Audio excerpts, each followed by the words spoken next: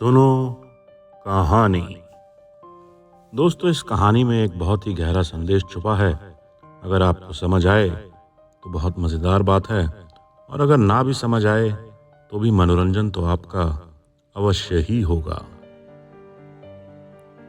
एक शहर में सिद्धार्थ नाम का एक लड़का रहता था। धीरे धीरे जब वो बड़ा हो रहा था, जिंदगी की समझ उसको आ रही थी। जैसा नौजवानों के साथ होता है, कई सवाल उसके दिमाग में उछलते कूदते रहते थे और वो जवाब ढूंढता रहता था। इसी तरह एक दिन उसने अपने पिता से पूछा, पापा, मेरी क्या कीमत है आपकी नज़र में? उसके पिता मुस्कुराए। वो भी ऐसे सवालों से जूझ चुके थे अपनी जवानी में। उन्होंने कहा, मैं तुम्हें इसका उत्तर देता हूँ, 2 मिनट रुको। और वो अलमारी से एक छोटा सा पत्थर उठा करके ले आए। बड़ा ही अजीबोगरीब सा पत्थर था। सिद्धार्थ ने वो पत्थर पहले कभी नहीं देखा था। उसने कहा, बेटा ऐसे करो, सब्जी मंडी में जाओ, ये पत्थर लेके बैठो और इसको बेचने की कोशिश करना।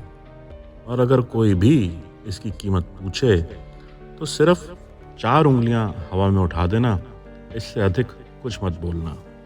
बेचना मत इस पत्थर को, सिर्फ इसका मूल्य लगवाकर वापस आना मेरे पास। सिद्धार्थ समझ गया, पिता कुछ समझाना चाहते हैं। आज्ञाकारी पुत्र था। बाजार में गया, वो पत्थर लेके बैठा। बहुत लोग आए गए, पर किसी ने खरीदने की चेष्टा ना करी। फिर एक वृद्ध से व्यक्ति आए और वो पत्थर देख करके मुस्कुराने लगे। उन्होंने पूछा, बेटा बेच रहे हो? जी हाँ। कितनी कीमत है? सिद्धार्थ ने पिता के बताए अनुसार 4 उंगलियां खड़ी करी। बुजुर्गवार ने बोला, 400 रुपये? ठीक है, तुम मुझे पत्थर बेच दो। सिद्धार्थ ने कहा, जी आज तो नहीं बेचना, फिर बताऊंगा आपको, कहकर घर आया बहुत प्रसन्न। पापा, वो पत्थर तो 400 रुपये का बिक रहा है। क्या? 400 रुपये का बिक रहा है? अच्छा ऐसे करो, कल तुम इस पत्थर को लेकर के जाना म्यूजियम में, और वहां पर इसको हाथ में लेके घूमना, देखना कोई खरीदना चाहता है क्या। सिद्धार्थ ने वही करा। अगले दिन म्यूजियम में गया और पत्थर लेके घूमने लगा। काफ़ी देर तक किसी ने खरीदने की बात नहीं करी। फिर एक महिला आई और पत्थर देखकर बहुत खुश हुई। उसने बोला, बेचोगे? सिद्धार्थ ने कहा, जी हाँ। क्या मूल्य लगाया है इसका? सिद्धार्थ ने फिर 4 उंगलियां खड़ी करी और महिला ने बोला, क्या 4000 रुपये? ये थोड़े ज़्यादा हैं। सिद्धार्थ ने फिर से 4 उंगलियां ऊपर उठाई। महिला ने बोला, ठीक है, 4000 में मैं इसे खरीदने को तैयार हूँ। सिद्धार्थ ने कहा, जी आज तो नहीं बेचना, मैं 1-2 दिन में फिर आऊँगा, अगर आप यहाँ पर हुई तो आपको बेच दूंगा। वो महिला हैरान खड़ी रह गई। सिद्धार्थ वापस आया। पिताजी, कमाल हो गया, वो पत्थर जो 400 रुपये का बिक रहा था, वो 4000 रुपये का बिक रहा है। उसके पिता हंसे और बोले, बेटा कल तुम्हें फिर इस पत्थर को बेचने जाना है। कहाँ पर पापा? जौहरी बाजार। अगले दिन सिद्धार्थ उस पत्थर को लेकर जौहरी बाजार में पहुंचा और वहां घूमने लगा। तभी एक बहुत बड़ी दुकान के अंदर से एक लाला जी भागते भागते बाहर आए और उन्होंने बोला, ये पत्थर बेचोगे क्या? उसने बोला, जी हाँ, बेचने के लिए ही घूम रहा हूँ। जौहरी ने बोला, क्या मूल्य लगाया है इसका? सिद्धार्थ ने फिर 4 उंगलियां ऊपर करी। जौहरी ने बोला, 4 लाख में मैं खरीदने को तैयार हूँ। सिद्धार्थ की खुशी का ठिकाना ना रहा। वो उसको बेचने ही वाला था, पर पिताजी की ताकीद उसे याद आई। बेचना नहीं है, सिर्फ मूल्य लगवाकर वापस आ जाना है। उसने जौहरी को बोला, जी मैं थोड़ा सोच करके फिर आऊँगा।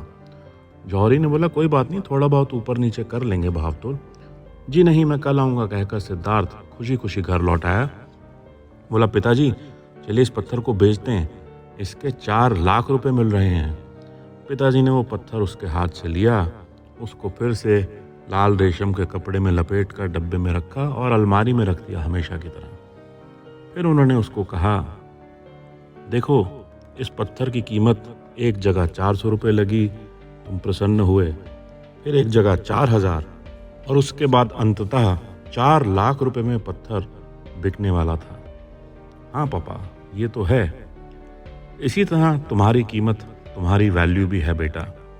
ये इस पर निर्भर करता है तुम अपने आप को किन लोगों के बीच में, किस बाज़ार में, किस जगह पर रखते हो कि तुम्हारी कीमत क्या लगाई जाती है।